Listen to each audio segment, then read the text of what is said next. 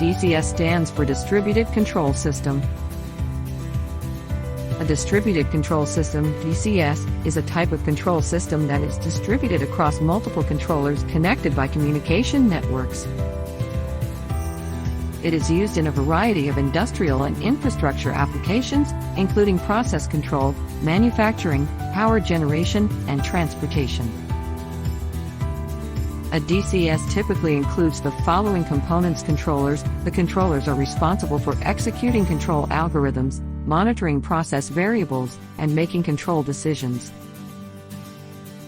Human-machine interface, HMI. The HMI provides a graphical interface for operators to view process information, monitor alarms, and interact with the system.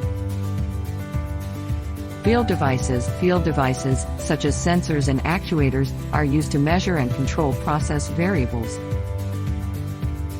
Communication network. The communication network connects the various components of the DCS, allowing them to exchange data and control signals.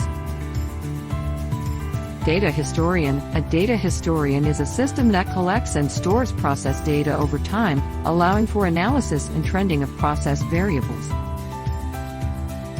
The main benefits of a DCS are improved process control, increased efficiency, and reduced downtime.